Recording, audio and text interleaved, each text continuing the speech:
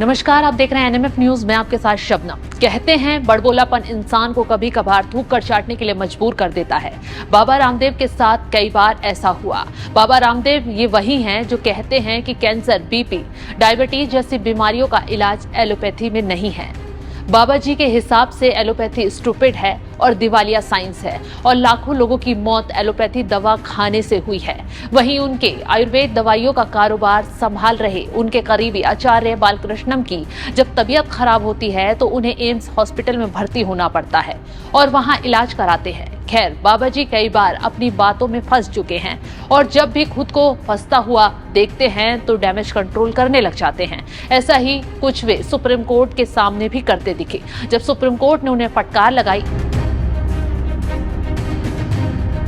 दरअसल आयुर्वेदिक कंपनी पतंजलि आयुर्वेद के भ्रामक विज्ञापन मामले में बाबा रामदेव और उनके सहयोगी आचार्य बालकृष्ण मंगलवार को सुप्रीम कोर्ट में पेश हुए और रामदेव के वकील ने कहा कि दोनों ने माफी मांग ली और दोनों कोर्ट में हाजिर हैं। इस पर कोर्ट ने कहा कि ये अदालती कार्रवाई है, इसे हल्के में नहीं लिया जा सकता। हम आपकी माफी स्वीकार नहीं कर सकते। सुप्रीम कोर्ट ने कहा 21 नवंबर के अदालत के आदेश के बाद भी अगले दिन रामदेव, बालकृष्ण और पतंजलि ने प्रेस कॉन्फ्रेंस की। सिर्फ माफी पर्याप्त नहीं है। सुप्रीम कोर्ट में सुनवाई चल रही थी और पतंजलि विज्ञापन छापे जा रहा था। आप 2 महीने के बाद अदालत के समक्ष पेश हुए हैं। इस पर बाबा जी हाथ जोड़कर गिड़गिड़ाने लगे, कहने लगे कि पतंजलि ने स्वीकार किया है कि उनसे चूक हुई है।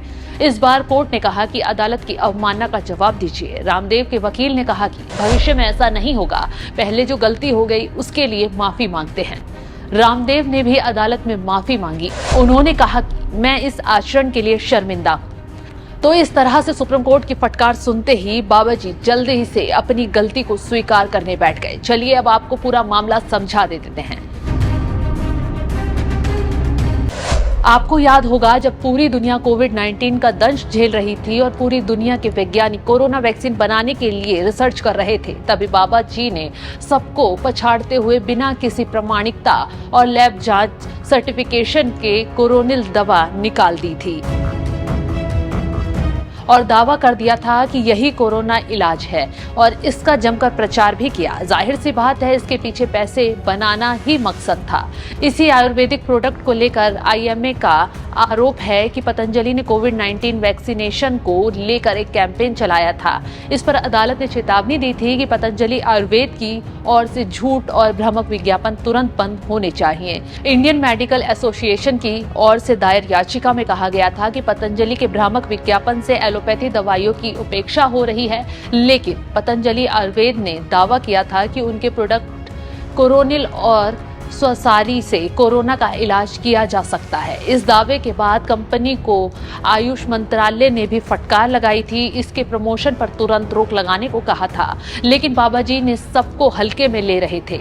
वहीं जब सुप्रीम कोर्ट ने अब फटकार लगाई है तो फिर माफी मांगने पर आ गए हैं। वैसे सुप्रीम कोर्ट द्वारा बाबा जी की इस फटकार को आप कैसे देखते हैं, हमें कमेंट कर जरूर बताएं।